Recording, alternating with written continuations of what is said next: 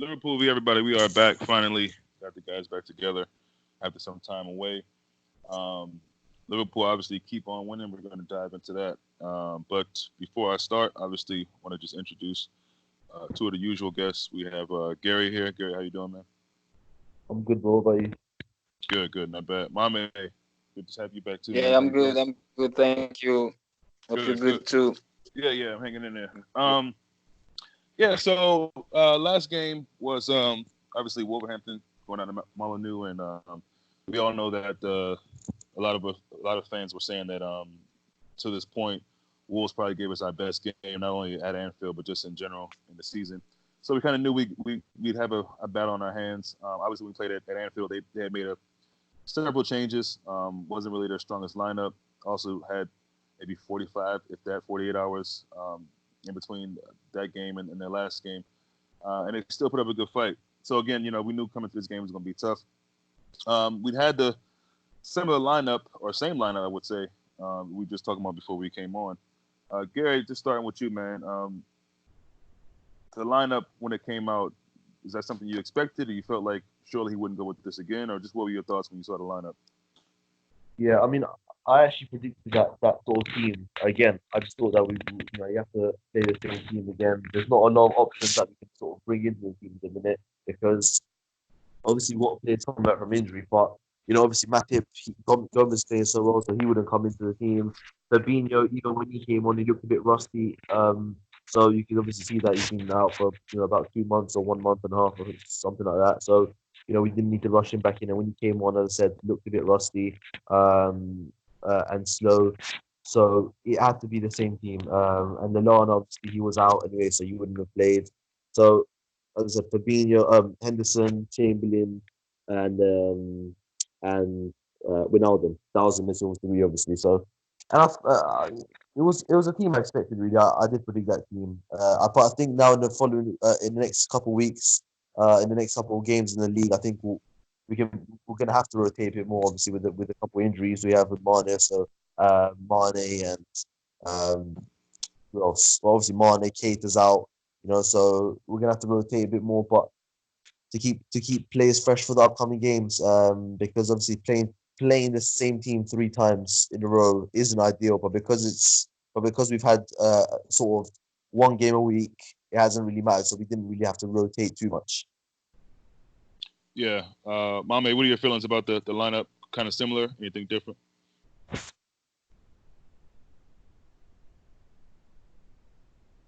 you just mute the mic. Oh, no problem. Okay. Yeah, so I mean, it was just great to see. Obviously, we'll dive into the game. But the first thing I wanted to say was, it was United before this game, right? I'm getting it mixed up now. Hey, hi. Yeah, so I thought, I believe, obviously, we had a few goals checked off. The foul um, for the Firmino goal that Van Dijk went up with David De Gea, and then Henderson also had a shot towards the end of the game that, when you look at it again, it was a nice save from De Gea. I bring those people up because both of them scored goals in this game against Wolves, both really, really big goals. Obviously, the second one proved to be, the one to take us through. But it was just so Yeah. good to see both of them kind of get back into the scoring. Henderson has been, I think, personally, really, really good lately. And then obviously, Firmino being the kind of away game assassin as he's been all season, coming up with the goals.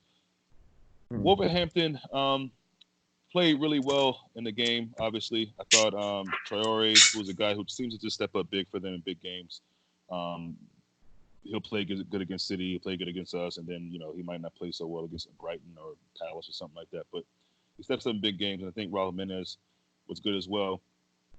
Just what do you think about the game overall, Gary? Obviously, we got the win, and so that's all that matters. But just delving into the game a bit more, what were your thoughts on it? The Wolves game, you say, or United one? Yeah. Yeah. I just brought up the United just to talk about the two guys who almost had goals in that game, but then got them in this game. But back to the Wolves game. Oh, the Wolves game we talk about, yeah. Yeah, yeah. I thought I thought Wolves actually played really well. To be quite honest with you, I thought they played very well. I thought, you know what, I think they played a lot more attacking than I thought they would. They went forward a lot more and opened up a lot more than I thought they would. Maybe that's because of the early goal that we got. But even after that, when it went 1-1, there was a strong belief that they could have won the game. because we were a bit slow, as I said. When Fabinho came on, we brought him to kind of control it, but he was looking a bit slow, not up to speed, which is understandable. I thought Robertson was shocking. Down that left hand side, I thought he got ripped apart by Adama Traore and whoever was on that side. That Dorothy as well, doubling up on him. But even at 1-1, I was thinking, I wouldn't mind the draw. I wouldn't mind the draw. I said at 1-1 because the way it was going, the Wolves are looking like they could actually nick it. But again, I was thinking that I just still had the feeling that we were going to win the game, and we do it again. We pull it out of the bag like we always do, and it was fantastic to see. First sort of half an hour, I thought we played decent, and then we just sort of last 10 minutes of the first half, we let Wolves back into it, and the second half again came out sort of the same. And when they got the goal, which I thought was poor from Robertson, I don't know why he's stepping out there, let a lot of space. Van Dijk had to cover him, which left a huge gap for him, and to head it in. But we got the win. That's all that matters, and we got that tough period out of the way. MAME, what is it about this team, man? Much like GERRI, in my preview, I saw a draw in this game. I don't know why, but I saw a 1-1 draw. Very, very happy that I was wrong with that towards the end of the game there. But what is it about this team? The mentality, is it just the many battles we've gone through together with this manager, the ups and downs, the finally getting to the Champions League, getting back again the next season, winning it. I mean, what is it? Is there a changing point in this journey with this team under this manager that you think really just clicked it? Is it just as simple as, City being so great and us kind of just coming to the season thinking that, we got to win every game, knowing that that's possible that we might not win every game, but the way they're going now, just talk to me about it, man. The determination and yeah, just where do you think in this journey that really, really clicked off for us? Yeah, I'm gonna go back to that Barcelona game. Everybody thought it was impossible. Even most of the players thought it was impossible. Even Klopp said it.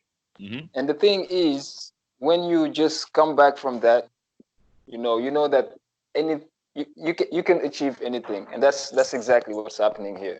Mm. You can do anything, because that was huge, and that's exactly what we're doing. And this game, it was a really tough game. We scored. Wolves came back. They were on the front foot, and I was saying to myself, if they don't get a second goal, we win this game. Mm. So I was like, yeah, I was expecting them to score, but I was then telling to myself, if they don't score, take it to 2-1, we'll beat them. We'll get a late goal or something like that. And that's exactly what happened. And the confidence that the team has, I think as fans, most of us at least, we have the same confidence now. Like, we know that we are going to win this game. It's crazy. It's crazy. And how crazy it is, maybe you're in the UK, but the whole world is talking about it. It's not only England or something like that. The whole world is talking about this Liverpool team, what they are doing. Nobody knows what was happening. If it's the mentality, if it's that the players are too good, the team is too good. It's just a mystery, man. Yeah, it's crazy, man. And again, I have been playing so many games. Wolves have as well. I think Wolves have played the most games of any Premier League team this year, starting their season early with Europa. I think we're probably next somewhere in there as well with their losses. They I think they had one more than City, so obviously they've drawn a bunch of games. And I've always said they're probably third to fourth best team in this league. I know that's not where they are in the table, but they are really, really good. And I think what Nuno is doing with them, working with them the best he can with what he has, is really, really a testament to that club and where they come from. Going all the way back down to League One and then bouncing back up is an incredible, incredible thing. And I think in seasons to come, you will start to see other clubs going in for Nuno. But this team is just I don't know. And then even GERRI, this is for you. If you good to get back on. I see you're muted, but if you can get back on. If not, Mama, you can answer this. But even in games where against United, Martial isn't. I wouldn't call him world class, but he's a pretty decent player. He's kind of their guy when Rashford isn't there. Son, I mean, all these guys are getting these chances. They usually would score. So it's like something about it's not only the mentality of us, but it's the mentality of, because we're so good, it sinks into their mind, and they're thinking, man, I'm talking about wide open chances that you're just skying over across the ball. People are saying it's the intimidation factor from the keeper or what? I don't know. It just seems like it's written that not only are we going to win this, but we're going to win it at a crazy amount of points. But yeah, Gary, I mean, kind of what Mame was saying, but what's your opinion on, like, you know, where this started and how this run continues to go? Because as a supporter, speaking for myself, I couldn't be too upset if we did get the draw there. But that team, something within them, they said, yeah, maybe that would be cool, but we want to keep this winning run going. Yeah. Sorry about that. But yeah, it's like we don't accept. Oh yeah, Palace away. That's a tough game. Let's just take the point and go. We don't accept that. You know, we don't say, oh, Villa, we'll just have to lose the game. Robertson scores a goal. We'll accept the draw. No, we go get the Mane go get the goal in the last minute to win the game. You know, how many times have we seen this before? We don't accept draws. You know, we don't. And this is why teams win titles because, and this is why Fergie used to win loads of titles because, you know, an extra 2 points is massive, and it can be the difference between putting the pressure on another team in their next match. You know, for example, Man City, you know, and or giving that confidence, thinking, oh yeah, look, they've slipped points, they're vulnerable. We can still catch them. You know, we don't give any teams behind us. We haven't given any teams behind us hope this season at all. You know, and the only 2 points we dropped against United is well in the season is United, and I thought that we could have won that again ourselves. And we're going to continue this run. I mean, have you seen our next 6 features? We're gonna batter everyone. We're gonna batter everyone. We're gonna win every single match. We're gonna beat West Ham. We're gonna beat Southampton. We're gonna beat Norwich. We're gonna beat Watford, Bournemouth, whoever you got for us. We're gonna absolutely take them. We're gonna smash them. We're gonna take them to the cleaners. You know what I mean? So it's just enjoy these years while they're here. Because when people talk about glory days, I wish I could have them glory days back. You know, when Arsenal talk about them, United talk about them. These are our glory days, but they're a step ahead of whatever they've experienced before. Because talk about invincibles, Arsenal drew 12 games that season. You know, we're not drawing games, let alone losing games. You know, we're not even taking draws. All we take is W's. We win every single match. We're relentless. I've never seen anything like this before. In any team, you know, in the Premier League history, never. I've never seen anything like this before. Closest thing that's come up is City, and I think City were vulnerable as well. You know, I mean, I felt that even that 17-18 season, you could still get out of their defence. And we showed that when we smashed them by 4 goals, where United when they won at the Etihad. You know, with Liverpool, you can't do that. It's impossible to come here and outplay us. And even if you do outplay us on an odd occasion, you know, we'll still come away with a win. Yeah, I mean, Mame brought up something earlier about how it was this idea that it was impossible to come back against Barcelona, and even something that Klopp was saying. What he also did say was, if it is possible, you're the team that can do it. My team, you guys, all 11, 12, 13 many people, many it is of you to do it. So, and I think, again, like Mame said, all of that was supposed to be quote unquote impossible. We did it. And, when you think about going undefeated, that seems like almost an impossible thing. Yeah, Arsenal did it back in the day and drew a bunch of games, but they did it. Give them credit. But this team, again, the impossible, there is no impossible for this team. They just keep trucking. And it's a beautiful thing to see, really. I want to get a little bit more into certain players, and I'm going to start at the front. And again, it's just great to see that we can get goals from all over. We get set piece goals. I think we have the most in the league. Trent is just racking up assists from that, whether it be corners or just dead balls anywhere on the pitch. But I'm gonna start with the front three. Obviously, Firmino gets the goal. I think other than that, he was doing pretty good, his usual Firmino things. Mane got hurt pretty early in that game, or early enough in the game, so we had to bring on Minamino. I guess first I want to ask Mane, the change from Minamino, obviously is a baptism of fire. I think Klopp threw him in there, and you can see the speed of the game. It's his first game in the Premier League. Were you surprised by that change? Did you think it would be Origi, or were you okay with Minamino coming in? Just how did you think when that decision was made? If not Mame, then Gary, answer that question. Yeah, I felt that I wanted to see Minamino.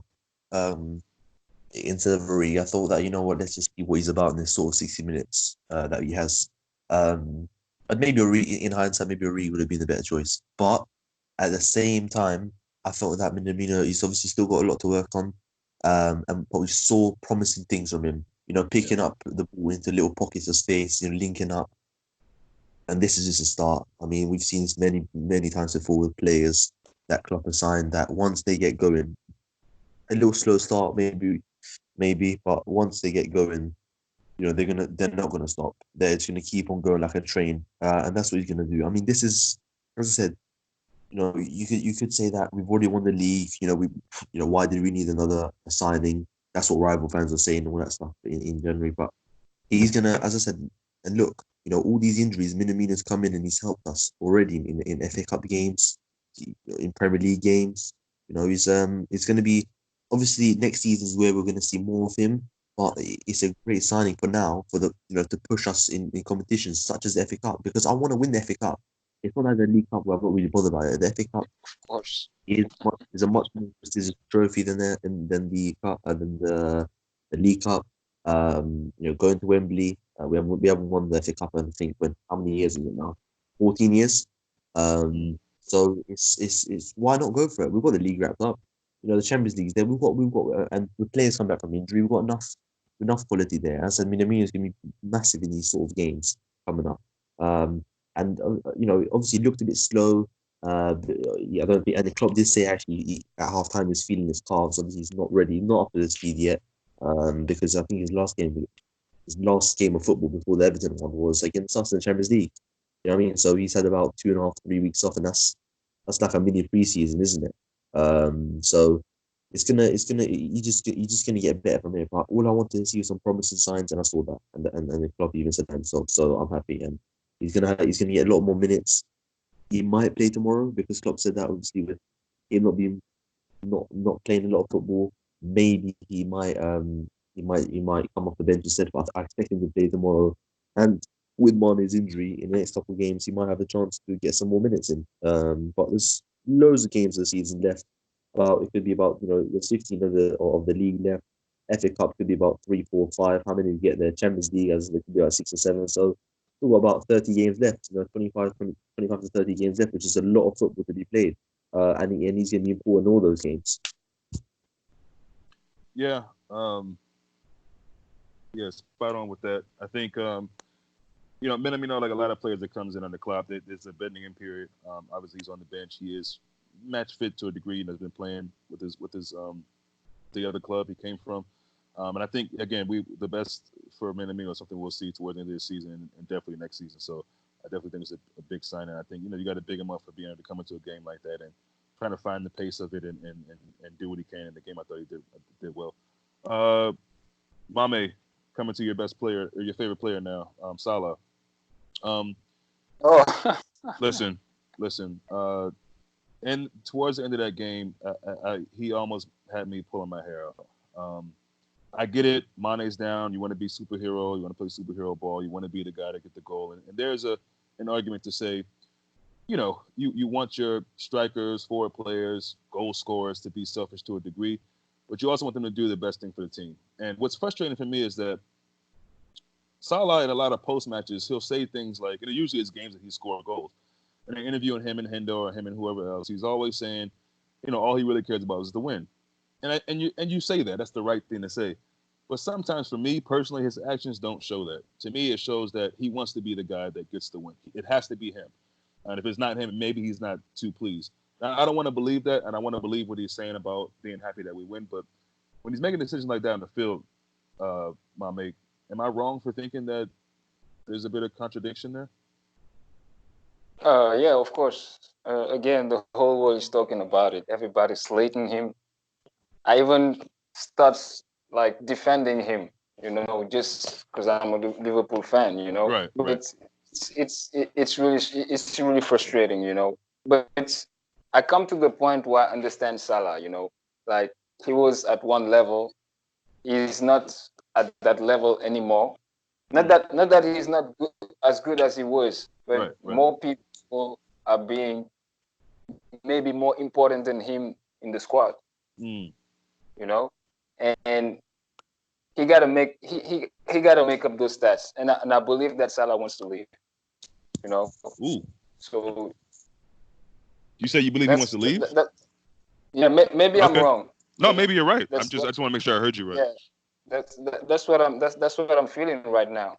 Yeah. You know, but at the end of the day, like there was some stuff like the Minamino thing. He could have passed the ball. The Chamberlain, you know, like the guy was free. Like you can't say that you didn't see him. That's not possible. You know, and even the goal we scored, I was happy that defender took the ball. No, well, it almost felt like Henderson just yanked the ball off him. Like, nah, man, let me do something with this because you're gonna shoot. Because you could see he was winding up to shoot again. He was clearly gonna take that shot again. So. And it's the second time that this happens. Like I remember Firmino scored a goal where he took the ball from Salah actually. You know, I think it was Burnley or something like that. I can't remember the game. But Firmino literally took the ball from him to shoot it and scored. You know, and yeah, that's frustrating, but that's Salah. I think now I'm just accepting it like that, live with it, you know, and hope it doesn't hurt us. Because what he did yesterday, if it was probably some other games like Champions League, like Atletico, where you maybe won't get as many chances, it could be dangerous for us. It could come and bite. It would come back and bite us. You know. Yeah. But yeah, that's Salah, man. Let's appreciate him how he is, and yeah, that's what it is, man. You know, you say, you know, surely he saw those guys, and in the past, surely he sees those guys. And it's going to sound crazy what I'm getting ready to say, but I don't know if he does. And what I mean by when I say that is that I think he has such a tunnel vision when he has the ball at his feet sometimes in the opposing box. I think sometimes he literally isn't seeing anything but. Go ahead. Like that's not an excuse because these people know they know the runs they make. They know everything. Right. Sometimes they make passes. You know that they didn't see him. They just know that Mane is going to be there or Firmino going to be there because that's the automatic stuff that go between them. You know it. And sometimes it just seems like he doesn't. He just wants to score. Yeah. No, I totally agree. It's definitely not an excuse. I just feel like I think he literally is just in one mind, and it's like, forget. I know there's a guy to my left, and my right, but this is all I see, and it is frustrating, you know. And it's funny because we know Salah can do it. He's done it. He does it. But now sometimes it makes me wonder. He's done it. He's done it. That's right. That's what's so. It would be different if, because people when they would compare Mane and Salah, they would always say, well, Salah got the assist too. So clearly he can do it. To me, it seems like a lot of times the assists come from, not all the time, but some of the time the assists come from when there's literally nothing else he can do. Wherever he is placed on the pitch, he has to give the ball up. It's a frustrating thing. I don't really get it. I mean, I get it in the standpoint of. Go ahead. But at some other point, I understand him too because sometimes he makes goals out of nothing. Like he does some possible stuff. Yes. And the balls goes in, he scores, and you're like, damn. And before he took the shot, you were like, give the damn ball, pass the damn ball, man. And he ends up scoring. So it's sometimes it's kind of unfair because even the first season, he was doing some stuff. You were like, man, pass the ball, and he scores, and you're like, wow, Salah is too good, you know. Yeah. Now that he's not scoring as much, it's normal. Yeah. When Messi and Ronaldo do that, they score. Yeah. You know, but if they didn't score, people will be bashing them too. Yeah. GERRI, you got an opinion on that, man, at all? Yeah, I mean, I was tweeting throughout the match. I mean, I was having a go at. I remember I was having a go at Robertson a lot, and I think the first time Salah did, I think he should have passed to Minamino, or was it Chamberlain? One of them. And he went through them twice. You know, it was a brilliant bit of play. I'm saying late after Minamino. I didn't say anything the first time, but when he didn't pass it to Chamberlain, I think the second time, I said, you know, I was on Twitter. I was voicing my frustration because you have to lay that ball off. You do everything right. You get past two or three players. You know, you have to lay that ball off there. You know, they're players that are in a much better position than you. And it's not as if the game was 3-0 where, you know what I mean, you want to have the shot. That's completely fine. But as I said, you have to lay the ball off there. You know, and he's a sort of player. I love Salah. You know, I absolutely love him. But it's not about reaching that 44 goal mark because no one's going to do that again. You know, what he did that season was Messi and Ronaldo sort of level. And only those two players can produce those numbers because of how good they are. And last year, he scored about 22 goals in the league. And that's just normal. You know what I mean? That is normal for a player of your ability. You know, about 20 Premier League goals. And that was that one-off season. And the thing is, right, I'm not really bothered about the goals he scores and how many, you know, the stats and all that stuff. If he's playing well on the pitch, like I said again, away at Spurs, I thought we had a good game. And what he can do is he can hold the ball up and lay it off to Firmino like he did for the goal against Spurs. You know what I mean? And that's why that sometimes gives me more joy than him scoring a goal against Man United in the last minute. You know, just that little bit of team play, a nice little team goal, that gives me more joy, to be quite honest with you. You know what I mean? And I thought against United he had a poor game. And he got that goal in the end as well. But against United, obviously, he always has poor games, and it's just annoying, really. It's frustrating, to be quite honest with you, because it's just, you know, you have to lay that ball, that ball off to Minamino and Chamberlain, both of them, because they're waiting there on the left hand side, as free as a bird. Lay that ball off, and then there you go. Whether they stick it in the back of the net or not, that's their problem because you've done your job. You know, you've got past a couple of players and you laid it off. That's it. You can't really say. But and as I said, when you're taking that shot on, you have to score because if you're not playing it off there, you have to score the goal, and he didn't. And it was disappointing, to be honest with you. But as I said, you know, that's Salah. I think we've known that for a long time now, and he wants to. Sometimes he does go overboard with the whole shooting and all these sort of things. But listen, that's him, and we're just gonna have to accept that. And it's not really a big problem for me, but you know, it's just one of those things that he has, and you know, that's about it really. I don't really have a strong opinion about it where I'm just always ranting and raving about it. Just if it's in a moment, I'll tweet about it. I say, Sano, you have to pass that ball there.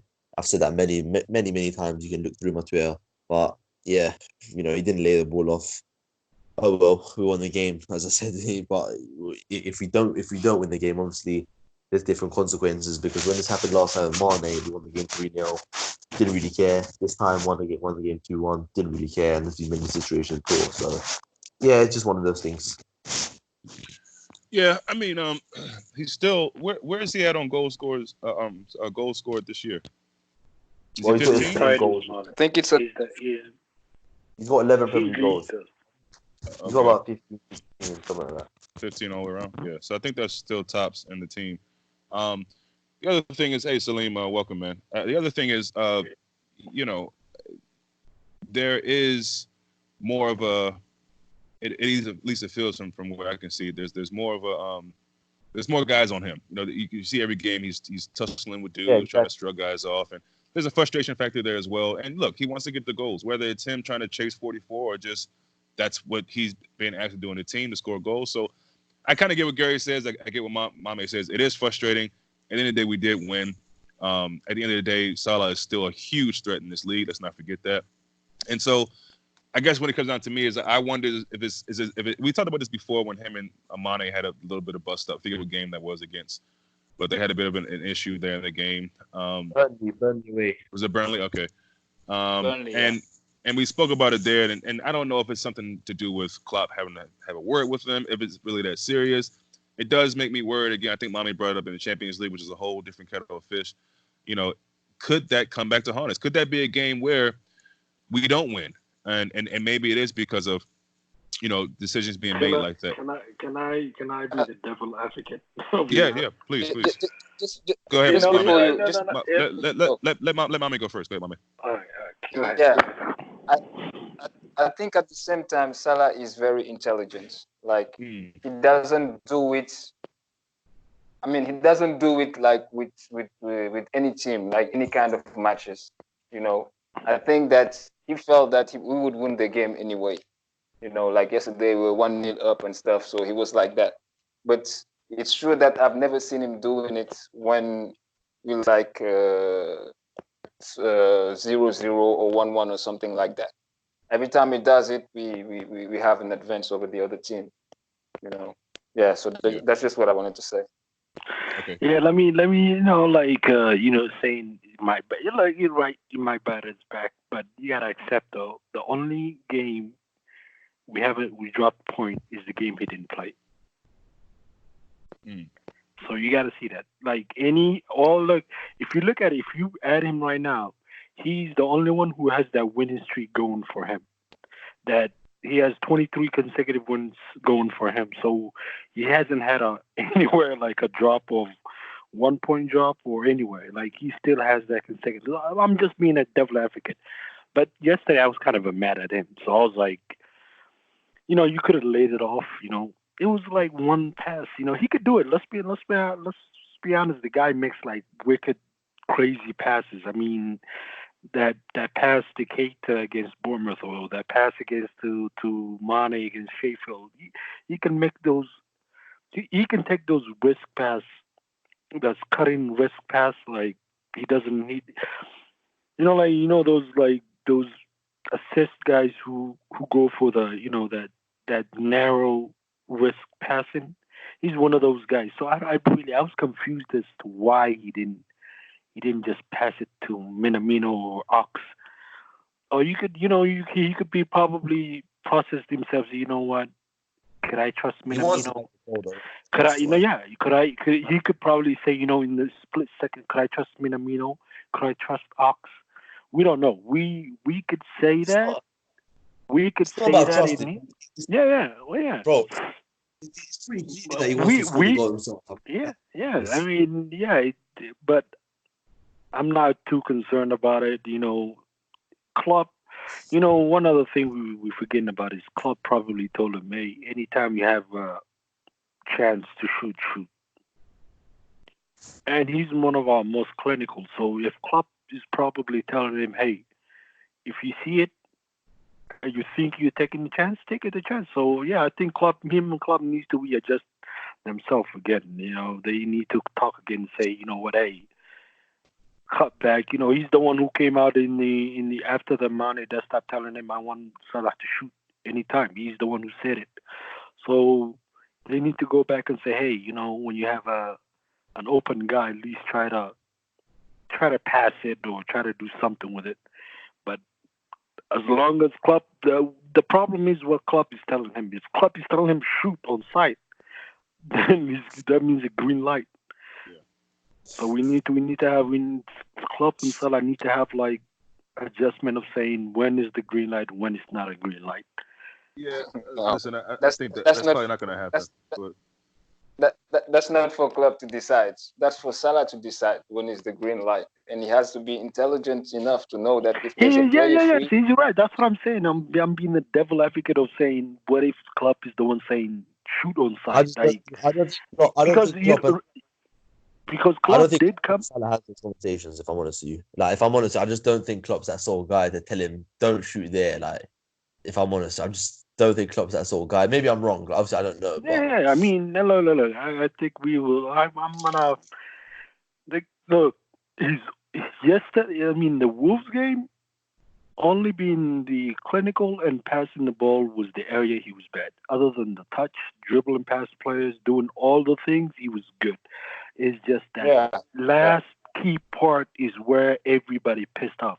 That's where everybody they forgot about the whole game and they went after him because of those three key areas he did. And also you gotta look at it, but when he shot, two of them got blocked. He could have had two goals.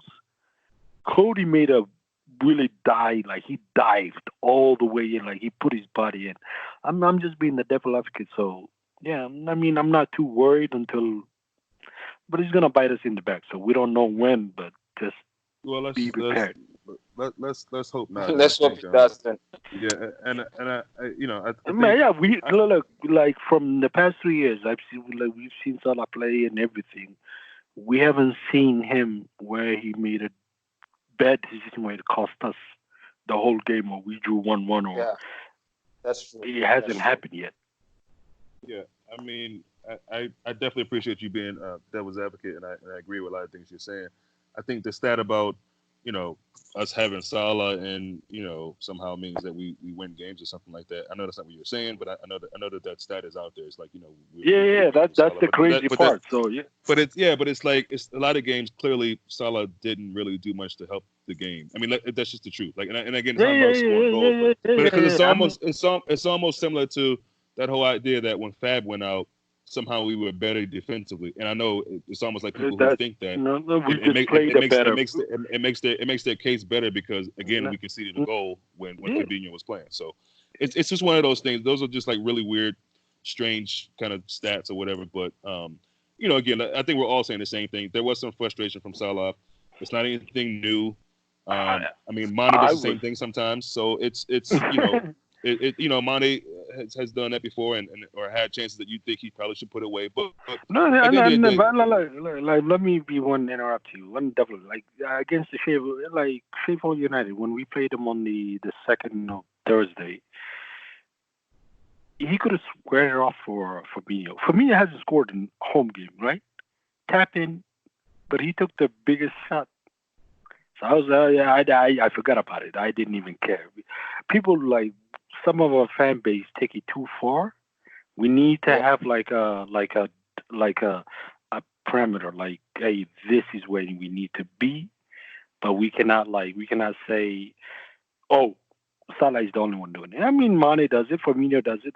They're all selfish, but the thing is, the beauty is they all know when to be selfish. And Salah sometimes does it. His selfishness, like what Mame said, is when we up, like when we are winning. But I want him to think like, hey, it doesn't matter. They could score. He's not thinking like, hey, they could equalize, or they could come back, or something. Like he needs to start thinking like, hey, you know what?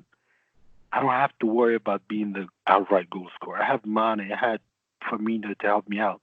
He doesn't have to put the shoulder saying, oh, Mane's not here. No one is here. I have to do it everything. No, you don't have to. I've seen him try to do that, like try to act like a hero ball. He tried to play. Yeah. He tried sometimes like it pisses you off because when he plays the hero ball, but when he plays, I will agree with Gary. Salah for me is not that when he scores, it's when he has an overall game where he causes havoc for the other opposition team.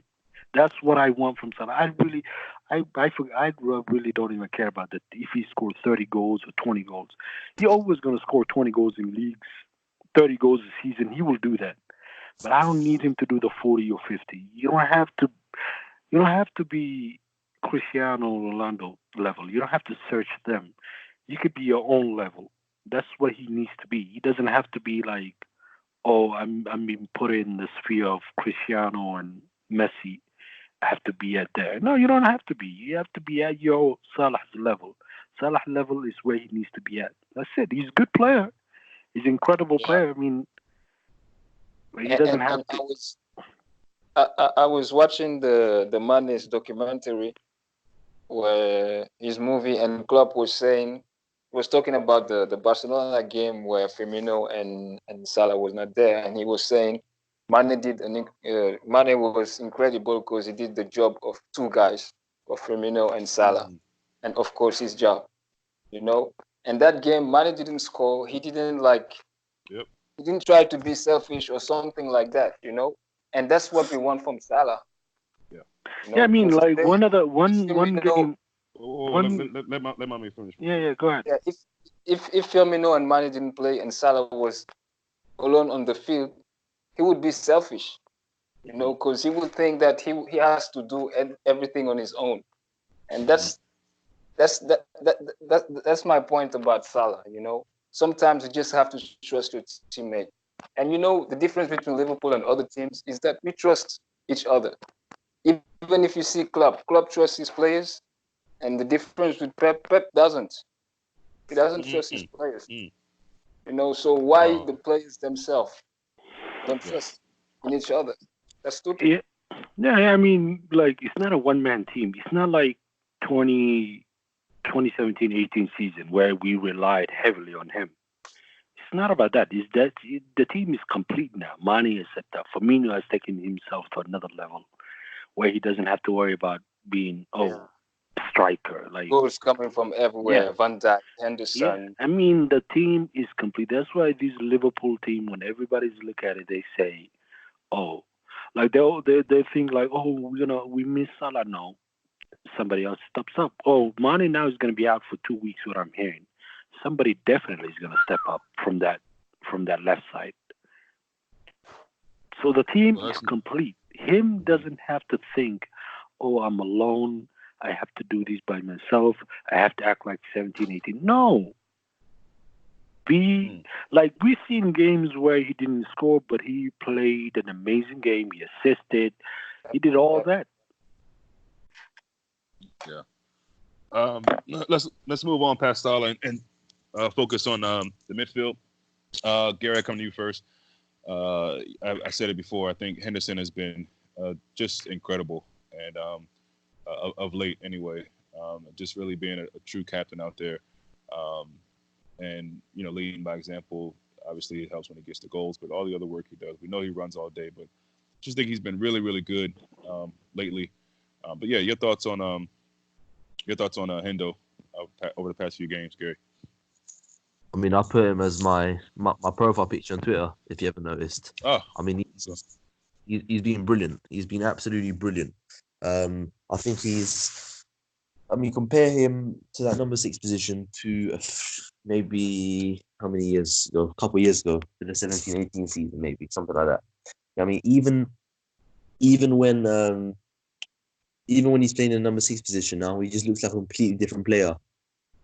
You know what I mean? He looks like a completely different player. Very mature in that position. He's a great professional. I think his performance has been fantastic, and that ball he plays to Roberto Firmino. If that's a David Silva or anyone else, everyone's raving over it. That's a fantastic. The vision to play that ball. It's not like a little pass, where it's obvious pass. I was saying when Salah had that ball and Henderson was about to pass it, I think Robertson was making an overlap on the left. I was saying slip it through to Robertson. If you actually see the replay, if you actually see the goal again, Robertson's making he's in a bit of a space, but he slips.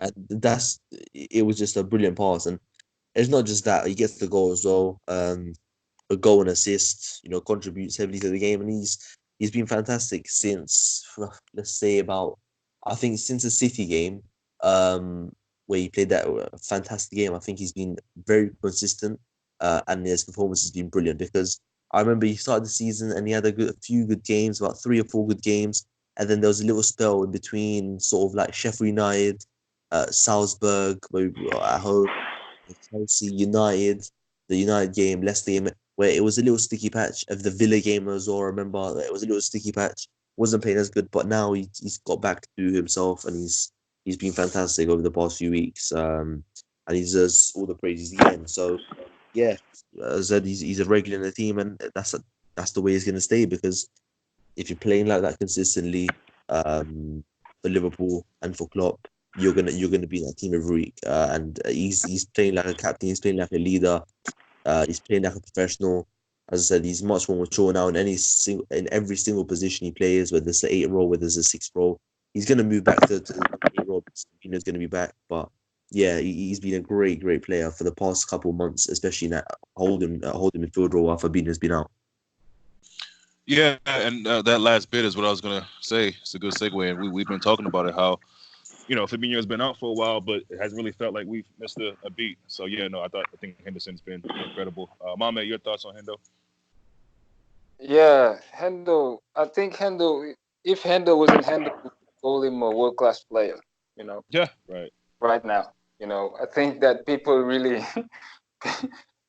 I think my problem with Hendo was that he was just doing what he's supposed to do. He's not giving you more. That was mostly my issue with him. That's why I was saying he's kind of average. But I understood that he works. He's not that great technically, but his workload is huge. Yeah. But as you said, lately he's been probably our best player. Probably. Yeah. It's. I mean, you definitely argue that. I think it's. Yeah. Yeah, and even if it's not his he's among the top three. There's nothing you can say about it. Oh, easily. You know, Yeah, he easily. showed leadership, quality. You know, workload, everything.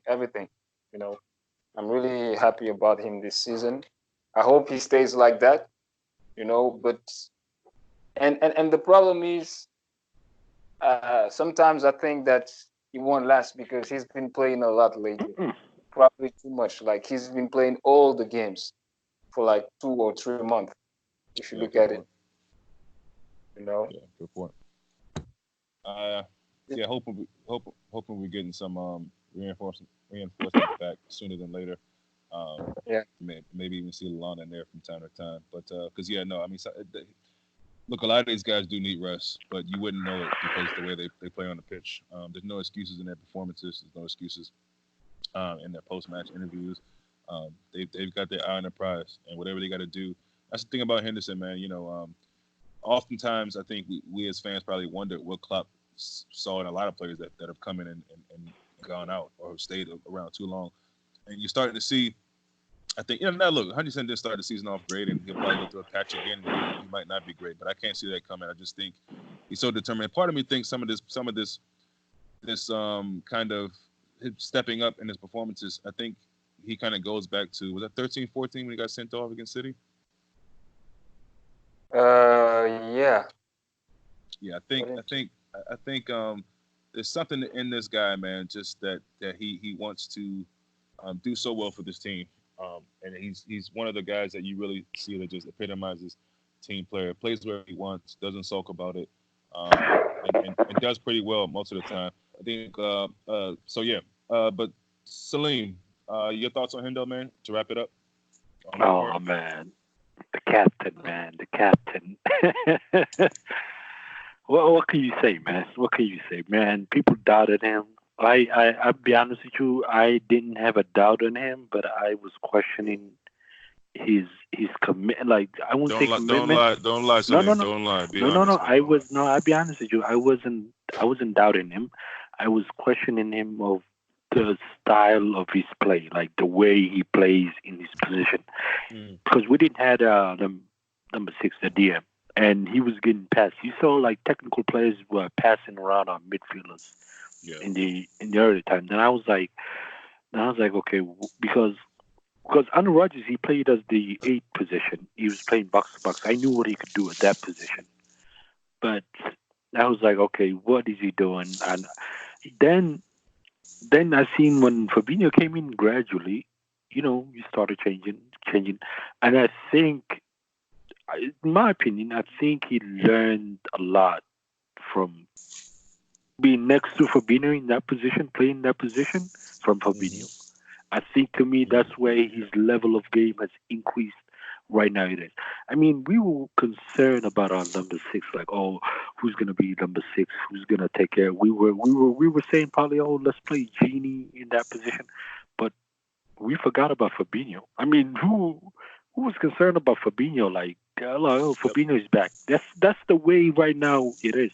Yep. We even saying right now to the point of, don't start Fabinho until he's match ready. That's what we are saying. We come to this point. That's how the captain is. Yeah. And you guys are correct. He's been our best player for the past 3 months now. He stepped up everywhere. I mean, his level of playing is way to the roof right now. And I give props to our captain, because people criticized him. He put his head down. He didn't complain. He just went like a good soldier. When a soldier gets his order, he follows through it. So that's the way he did. He didn't question Klopp. He didn't question anything.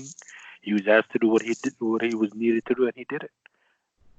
I mean, there were people saying like, what Man City or what other teams need is a captain, and they say like Man City don't even need more than they need a midfielder than anything than a defense. They need a leadership. And whoever said that person, I give him props for that, because it's correct. A leadership is not something you find. He's a leader. That's what he is. Yep. And as we said before, it's just nice to see that we're getting so much contributions and from everybody. you looked at this team, and I mean, when's the last time you can look at a Liverpool team and say that we literally have no weaknesses in the team? Even our bench now is become better. We used to talk about in envy City's bench, and how they have like a second team on the bench, but the Liverpool team is just top notch in all areas, and you can have a stretch of games where your forward guy, because over the years Liverpool have had a lot of good striking players. I don't even really need to sit here and list them, but when you can think about the midfield to the back and how tight that is, it's just nice to see, man. When our midfield is playing good, our defense is playing good.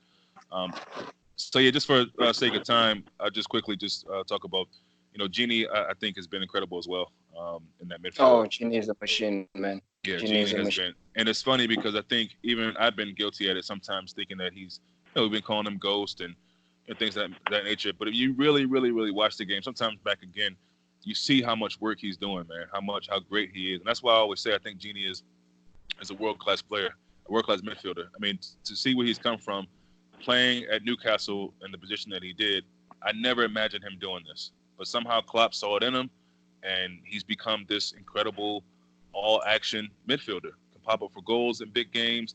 Sometimes frustrating in the final third, but very, very good with using his body. He has this really almost surprising strength to me, because he doesn't look like the strongest dude on the pitch, but the way he just muscles guys off and holds the ball for us in key moments in the game. And he's almost press resistant. Yeah, the dude is a beast. So and then Chamberlain here lately has been decent. But I want to go back to go ahead, Mame. Yeah, I was even saying even defensively, I think I think we have three people who lead the press. We have Firmino up front, we have Gini in the middle, and we have Van Dijk. And those three people, if you look at it, they're always they're the most important in each area of the game defensively. Because Gini would always take the number 10, the creator. He would press him so high, he would follow him everywhere. And that's what's good about him. Sometimes you can say he's ghosting. There's some games he's ghosting. But as you said, when you look at it after, you just see him like following one dude. He doesn't leave him. And that's what's great about him, man. To me, that I actually ignore a lot of these Twitter people was the game against Man City. The way he shut down De Bruyne. And Bernardo Silva. Nobody talks about that though. Nobody talks about that. Yeah. And what happened to Danny Ceballos against Arsenal? What? How? Who shut him down? What happened to Maddison when he came to Anfield? The goal Maddison scored was the moment Ronaldo was removed from the field. That's the moment he scored. Exactly. Wow, man! I love the way you watch games, man. That's what it is. That's what you said. Because look, Klopp specifically, I've seen it a lot. Klopp specifically tells him, I think, take him out. Don't give him a breathe. Check the midfielders. Like one of the best midfielders in the other team, he has like one of the worst games. And you think what? And people are like, oh, he's ghosting, but they don't see Genie is the one up. Like Danny Ceballos, like in the first 3 weeks, he was doing Arsenal were pumping him up. Genie shut him down for the season. Then came to Anfield, 60 minutes when he got removed, Genie and all them got removed from the same time. Even James Maddison, he wouldn't score that goal. He would have ended at least 2-0 or 1-0 with only when Genie was removed. The moment. It was Henderson that came in, correct? Yes, Henderson came in, and Genie was removed. Then they scored that goal against De Bruyne. Shut him off. Silva shut him off from the left wing. Yep. And when Robinson was having problem with Torreira, he's the one who moved to the left side of the midfield to help him out. And slowed him down for the last 20 minutes. Yeah, I mean he's definitely our guy that he's the matchup nightmare. Anybody who's we've been talking about getting at some point at Liverpool, or people talk about in the league being the best player in the league or whatever, when they come up against Liverpool and Genie is fit, he's usually taking their best player out. particularly if they're a midfielder. He's that dude. And so again, any way you look at this team, we have an answer for everyone or everybody. And so it just gives you that much more confidence going into it. But defensively, I know we're all Liverpool supporters, but Gary, is there a better central defensive partnership than Gomez and Van Dijk in world football? You could I didn't- agree. Wait, Gary, Yeah, sorry. Huh? that question was for you. All right. No, I don't think so. Definitely not, because the way they play together, I think the relationship they have on and off the pitch, there's a strong connection there. You can see that they just work so well together. They've got all the attributes very similar, both tall, both strong, both very quick, they both read the game well. I think Gomez summed it up perfectly. He's like Van Dijk is like a big brother to him. And you can see the way that Gomez is playing. Like he's how old is he? 23 years old. That's another centre back that we have for the next, I don't know, 7, 8 years, or how many years he's going to be the club in his prime. You know what I mean? So it's great to see. And at the minute, they're just unstoppable, and you can't get past them. The goal that we scored, or that Wolves scored, was because of Andy Robertson stepping up, which was a mistake by him. It wasn't because of the defenders. Otherwise, they would have had their 7th clean sheet in a row in the Premier League. And I think that's a reason why we haven't been conceding a lot of goals. Forget Fabinho for a minute. It's also because Joe Gomez coming into the team, and he's been in that sort of 18-19 form that we saw at the start of the season. And that's it really. They just work together so well. And let's just hope Gomez doesn't get injured, because I think that's the only reason why he will not play as much as he's been playing in the minute. Let's be honest, he would have played the whole season last year if he didn't get injured. He would have played again this season if Matip didn't play that. Matip wasn't so good, and I love Matip, but I've always said that Joe Gomez just has that extra bit of pace in him that he can just catch up to defenders. And there's just something about him that, he's just, I think that speed, acceleration he has just gives him that slight edge over Joe Matip. And as I said, Virgil van Dijk and him are just the best centre-back partnership in the world at the minute. Listen, we've had some key injuries in some key positions. Obviously, Fabinho in midfield. Matip has been out a bit, whether it be Lavra and Gomez, of course, the keeper. And someone's always come in and done their job. I'm going to ask all of you this question. I'll keep staying with Gary. If Van Dijk was to go out and have an injury that left him out for the rest of the season, or a significant amount of time, would you still feel confident that Liverpool could finish the season well, win the league, do well in the Champions League, accomplish all their goals with, say, a centre-back pairing of Gomez and Matip? You want me to go first? Yeah, that was Gary. I'm sticking with Gary for now. So what would you say again? Sorry, I thought you asked someone else. Yeah, so this one's I'm gonna ask everybody this. I'm staying with you for now. So if Van Dijk was to go down for a significant amount of time, we've had injuries in other really key areas, and people have stepped up. Could people say, "Oh, they're a Van Dijk injury away from everything crashing down"? As big as he is for our team and our defense, him being out for a significant amount of time, would you think that we just have guys that come in and we still see it home, or do you think we'd really struggle? So say a defense of Matip, Gomez, maybe Lavra here and there. No, obviously Van Dijk's the best defender in the world, so obviously you're going to miss him. But I don't think we'd be back to our 16, 17 days or 15, 16 days. I think even Matip and Lovren themselves have improved as players, and even if those two players played together, it wouldn't be the same as they were playing about 3-4 years ago without Van Dijk. I think they've got I think they've got better themselves as well as players, let alone just playing alongside Virgil. So I think that obviously it wouldn't be nice for that situation to happen. I know you just asking the question, but I don't think we struggle, because I think you look at the Bayern game, for example, we kept a clean sheet with Fabinho and Matip in defence. You know what I mean? And that was just one of it's very hard to tell because Van Dijk doesn't get injured at all, does he? So it's hard to really tell. But I think just for one example, I mean, Bayern Munich's not a bad example to use, isn't it? So I don't think we struggle massively. Definitely, I don't think we struggle at all, really.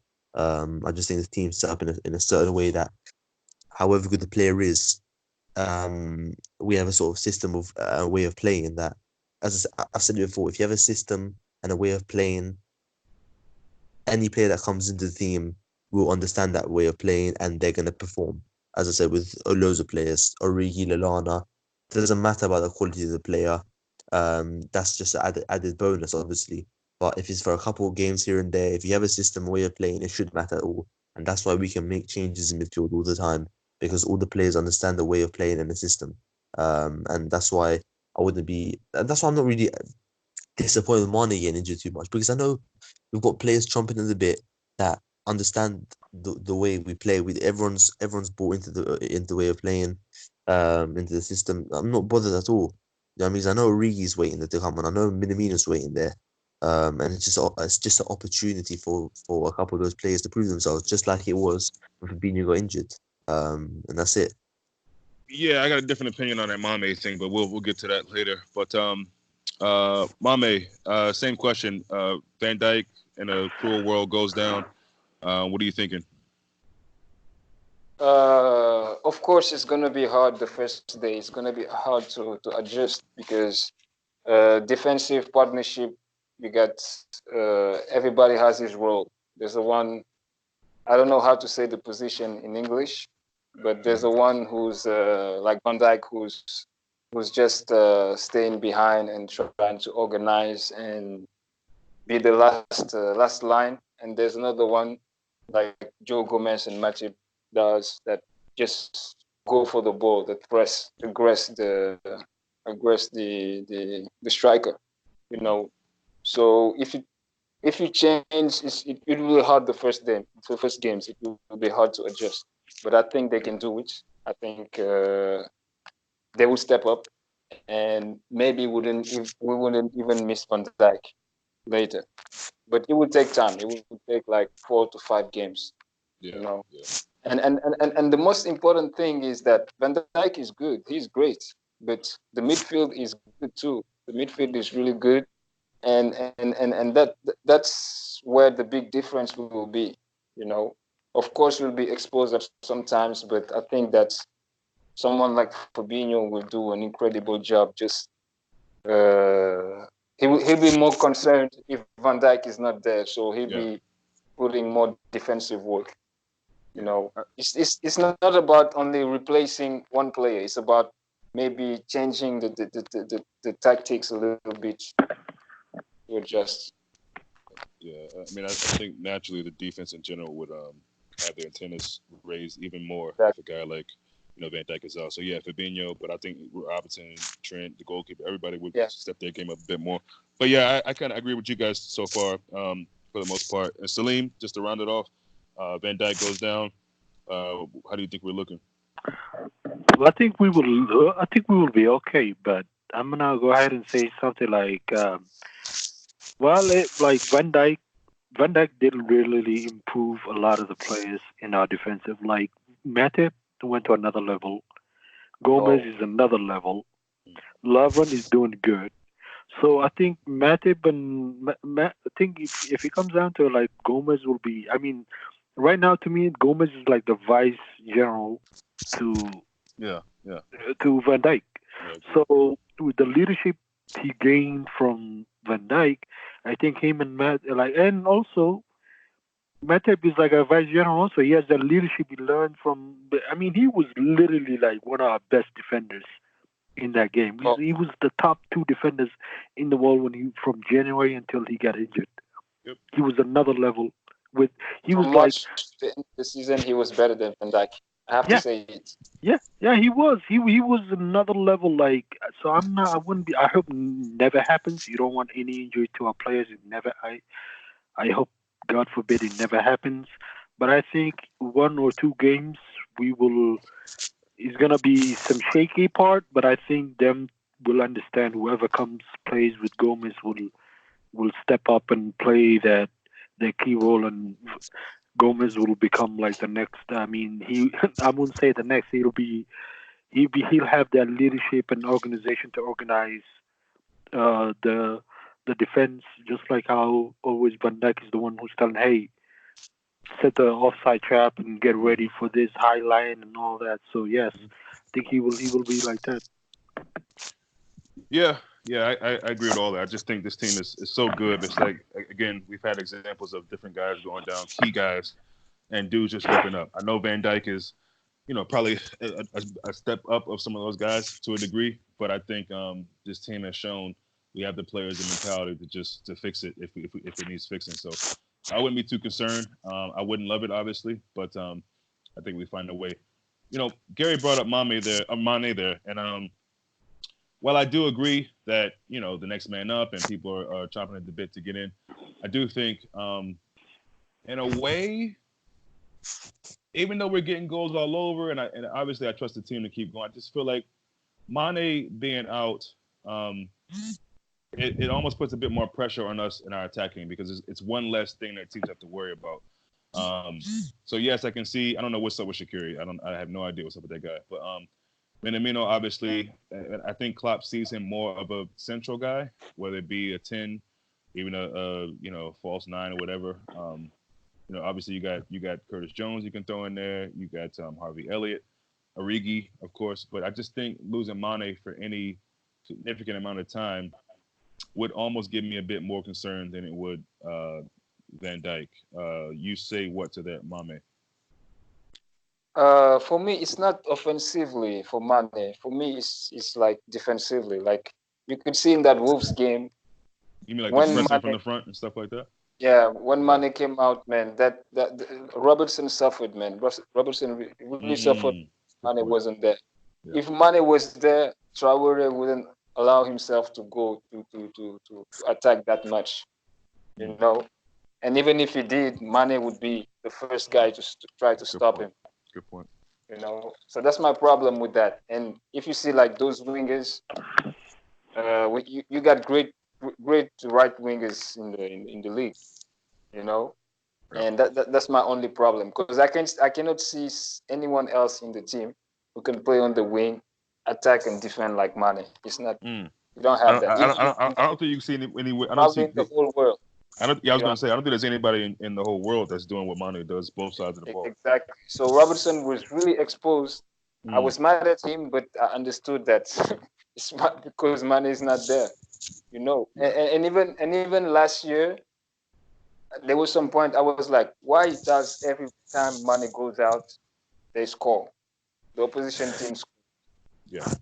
They attack that left side. That's what they do. Yeah. They know that. That's a really, really huge point. I remember that Chelsea game with Hazard. I think it was the FA Cup and many other games. As soon as Mane steps out, they overload that wing. Yeah. They leave Trent alone. Yeah, let me go back to Gary real quick. Gary, is that kind of what you saw of Robertson? I know you brought up him kind of irritating you a bit in that last game. Is that how you saw it? Do you think Robertson's had a bad game altogether? It had nothing to do with Mane being in or out, or what were your thoughts on Robertson? I think it might have something to do with Mane because I think Mane is probably the best. Well, obviously for me I think Mane is obviously one of the best in his role at tracking back because he does both jobs and he's incredible. And I think obviously maybe that had something to do it. That had something to do with it, but there were just points where Robertson, he just didn't need to step out like that. Why is he stepping out there when Jimenez got the ball? You're leaving a massive gap free. You're pulling out Van Dijk and leaving a lot of space there for who crossed it? Was it Traore that crossed the ball? I'm not sure. For whoever it was to cross the ball in, and obviously Gomez was out of position because Van Dijk. He had to cover Van Dijk's space, and Jimenez had a free header. So. Yeah, I thought Robertson had the ball game overall, but it's just one of those, isn't it? Traore is just such a weird but hard player to stop. It's just one of them. Yeah. Salim, your thoughts on Mane if he was to go out? What are your thoughts on that? Yeah, I think it would lower attacking. I think it will take about 30. Percentage of attacking power will go away from the left side, and teams will finally know, hey, let's attack on that left side because we can at least neutralize on the leaks. We can go after the right, but attack on the left more because one of the main guys is not there no more. So yes, Robinson is going to get exposed, but I it all depends on how Klopp is going to respond because when I was watching the game, the way he responded was we played we played 4-4-2 after Mane was taken out. Salah and Firmino were the top. Minamino and Ox were they were acting as the two central midfielders. I mean, right and left midfielders. So I don't know how we will respond. So we will know the West Ham game to see. And from what I'm hearing, it's 2 weeks. So I hope it's not even that much. And I just wanted to add something. First of all, I don't think it will be 2 weeks. I think Mane needs a rest. I think he will use that to rest. And let's not forget that this is the period starting from February where we get the best out of Mane every season. I know he's been good this season, but starting from February, that's where you see the best Mane. yeah, you're correct. You're correct. I mean, yeah, you're right. The whole front three, like from starting some weird way in January, they all click. It's been the past 2 years. It's been confusing part that I still don't understand. For me, like they don't click until March, or like the beginning of March. It's weird for the past 2 years. And Mane is the one that's like he takes up to a notch, and the other front three the other front two they just follow along. So yeah, I think and we have a winter break, so that's a good part. Also, you don't have to. And the games are easier games. They're not games are like we're not facing another Wolves. We're facing West Ham.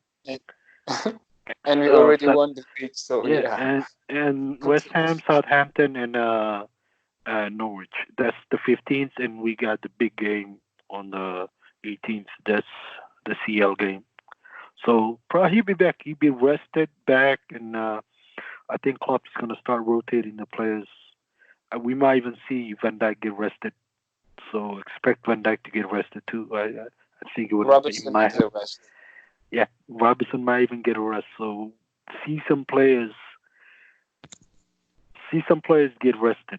I mean, he will be a strong starting 11, but key players like Van Dijk get rested. Robinson will play. If Van Dijk plays, someone else will play at the left. But I don't think and Trent will get rested until after Norwich game. So yeah, I'm not. I'm really worried about the Mane injury because he's one of our key players. He's one of our best players. We need him because of the. I mean, our front three. You're taking away one of our key players. Our front three, one of our main goal scorers. I mean, we have two, but we still need the other one to do all the things. So I'm worried, but I hope it's not too serious. And from what I'm seeing, the rumors it's looking good. And whatever the report James Pierce is saying is nothing too serious. So that's the best hopeful news came, but we will see how we respond on West Ham.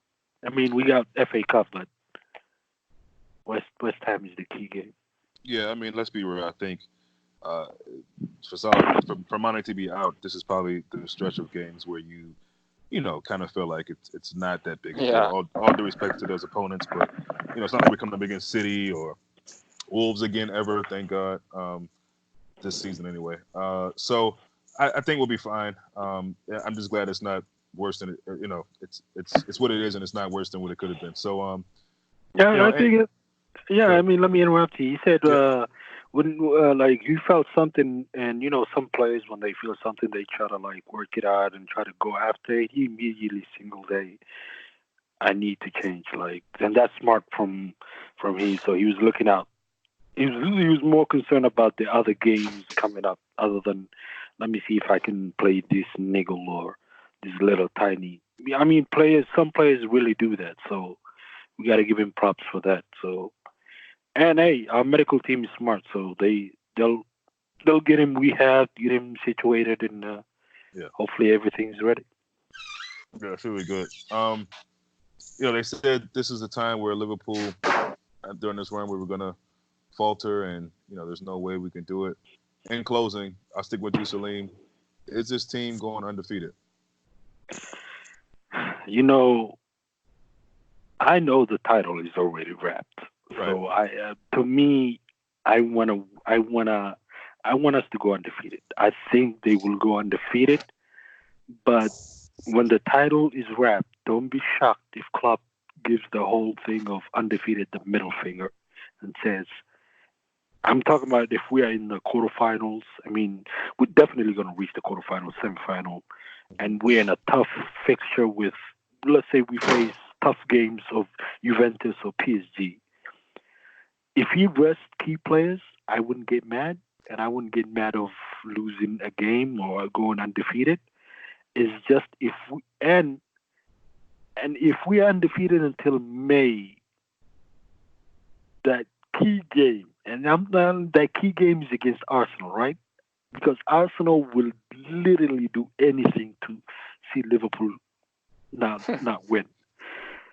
So if we are at that game, I really don't care if Klopp puts the strongest team and wins it, and something happens. I wouldn't get mad, but I don't want Arsenal to think they're the ones who stop Liverpool from going undefeated. That's my expectation. I think we will go undefeated. I think they should start preparing for that gold EPL trophy. Yeah. MAME, undefeated? I think we will. I think it will. Even last year, I really thought we would go undefeated, But this time, I think we damn near did, but yeah. Yeah, we almost did. But I think we will.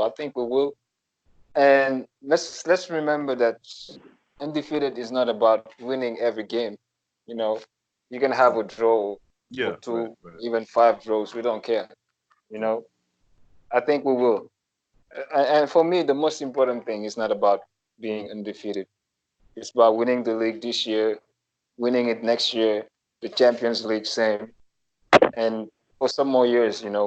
Undefeated is good, but that's what it is. You don't get a trophy for that. Yeah, it's true. Correct. Gary, in closing, man, what do you think? Of course, we're gonna go undefeated, mate. No one's gonna stop us. Definitely not. I love this guy. Sorry, I'll go to the games and I just sit down on my sofa knowing we're gonna win the game. I normally about 3-4 years ago I couldn't even drink water during games because I was so nervous because of our defense. Now I can just lay back all the way, anything I want: burger, chips, pizza, a nice little drink. I just lay back and watch the game in peace because I know at the end of the day we're gonna win the game. So, and it's gonna be the same. We're gonna go undefeated. We're gonna go undefeated. We're gonna get the silver trophy, the gold trophy, whatever trophy they've got for us. We're gonna collect it all and put it in our trophy cabinet. One thing, Gary. Like last year, like we were going to games. There was concern, like, okay, how are they gonna do it? Because it was a title race, right? But this year, since after Manchester City defeat, I lost all the feeling of shakiness or anything. I was like, oh, to me, everything was gone. Like since Karius left, yeah, like everything was gone, all of it. And I was like, and the thing that secured for me, the thing that said this is done, dusted, and everything, wasn't actually Man City game. It was Sheffield United game when the Mane scored the second goal, and I said, "It's a wrap. It's over. Forget about it." Yeah, I mean, this team just never ceases to amaze me, man. Week in, week out, and I think that's a good shout as far as when you thought it was over. It's hard to say. I mean, a lot of these victories. I mean, all these victories are important. Some of them feel like they were more pivotal than the other ones, and made more of a statement. But at the end of the day, is just keep racking up the 3 points, even when it feels like points, man. We have no business doing it, or it might not be no way of doing it. Team just keeps fighting. So, yeah, proud about it, man. Look forward to obviously the Shrewsbury game tomorrow. You guys think we'll be playing a similar lineup to we did against Everton, or? Yeah. Yeah, But much stronger, much but, stronger. Much Yeah, so. I think Do you guys read the report that came out saying Klopp is actually might think of going like see if they can lift the FA Cup this year? That's from Melissa already. I read something. It says something he was thinking about squad. The squad got healthy, so yeah, that's what they say. So we might see Matip and Lovren play. I think that Matip and Lovren and even yeah. Fabinho probably Keita too if he's he's back. It's going to be He's similar. back. It's He's going to be back. Adrian in goal, right back Williams, centre back Matip, and then Lovren if you play anyway. Just stick Lovren in there. What other uses for anyway? So What do you Lovren guys think there. of that kid, William? What do you guys think of that kid, William? I think he's a good fullback. He's still a bit He's raw. surprised. He's surprising me. So His crosses are top class. His crosses are brilliant. So left back, I probably got Larucci. Midfield, something like Fabinho, Lallana, and maybe Minamino, and then something like Elliot, Origi, and Jones. Something like that. You know what I mean? Yeah. No, it's Enough just, to bat Shrewsbury on tomorrow. I'm definitely excited to see who does play, and hopefully we can advance. I mean, it's Shrewsbury, so should be a given, but see how the game If goes. we win that as the first time, it's the first time we've progressed past the fourth round of the FA Cup on the clock. Oh, yeah, that's crazy. That's crazy to think, but yeah, I guess that's true. Yeah. So that should be cool, man. So we see what happens with that, but nice little period coming up. After that, we get some rest after. Now, is there a international break coming up? Because I saw there was a big gap in between. Winter break. Oh, okay. It's March. March. The next international is March. Okay. Good. All right, guys. Well, thanks, man. We've been on for about an hour and 21. Glad you guys made time, and we'll link back sooner than later. Yep. Peace out, guys. Real quick. Sorry, real quick. Score prediction for the game tomorrow. Salim. 3-0. Mame. 5. 5-0. Jesus Christ. We're going strong. All right, Gary. 3-0 as well. Yeah, 3-0. Yeah. Well, I hope the pitch is good as well. I hope it's not. I mean, have you seen Tranmere's pitch for the game? Oh yeah, I forgot about that part. They delayed the game for Sunday because they fixing the pitch. Tranmere's pitch against United. They're going to be holding some tough tackles tomorrow against Tranmere because that pitch is going to be. They might lose that game in general because they just. No matter what the pitch is like, they might lose because they're just in bad form. Yeah, and that fool is using Klopp as an example, saying, "Give me time. Look at Klopp." Klopp went to a final twice. Ole is so deluded right now. He looks like a lost puppy every time he does it. United win tomorrow. Bro. I wouldn't mind United win tomorrow because I think it means Ole would get another few more weeks in the job. Oh yeah, no, please keep him. Please keep him. This guy is an idiot, man. Chris Wilder is well, but wait, what'd you say, my man? I said I want him to stay for 4 more years. Oh yeah. Yeah, that'd be great. They'd be crazy to do that, but it really would be great to see. The stuff he said after they played us was just. I have more respect for Chris Wilder than him, man. Chris Wilder came out. He had a class of saying, "Hey, if you want to see examples, see the way Liverpool are doing it. The way they work it out, the way they." This guy came out and said, "Oh, this and that," and I'm like, "What?" Yeah, the guy's lost his mind. He's a huge guy. He's a huge guy. If you're talking about him, if you see what he said over the years, even at Cardiff and United, you think this guy is just the best manager in the world. The way he speaks, the plans he's got. Ole in 4 years. Plans are incredible, but what you see on the pitch, it's something you'd get from a Sunday League team in England. You know what I mean? So. Yeah, stuff Ole anyway. As I said, we battered. I said we would anyway, and there should have been more. But yeah, stuff. I know who cares about them. And you see, many coaches gonna face the same situation because you cannot take a rookie coach and ask him to rebuild a team. It's not possible. It's not Because the thing happening. is, right? The thing is, right? Like, if he gets sacked, right? Well, when he gets sacked, let's say that, who's actually gonna take him as a manager? That's the thing. Like with Mourinho, Exactly. Exactly. you know, um, he's got experience. With Van Gaal, obviously, he retired, didn't he, after that anyway? But even with David Moyes, you know, he's got that what he done at Everton. With this guy, you can't pick out anything that he's done to say give him the job. He failed at Cardiff, failing at United, and he won in a Norwegian pub league. He won the league there. Do you know what I mean? So it's just like who is this guy? He's like just been given a job. He's basically just the Norwegian Gary Neville. That's all he is. Yeah, it's crazy, man. All right. But yeah, man. Okay, we'll talk to you guys soon. All right. Peace Nice. out, everybody. Enjoy the game Take care. tomorrow. Take care.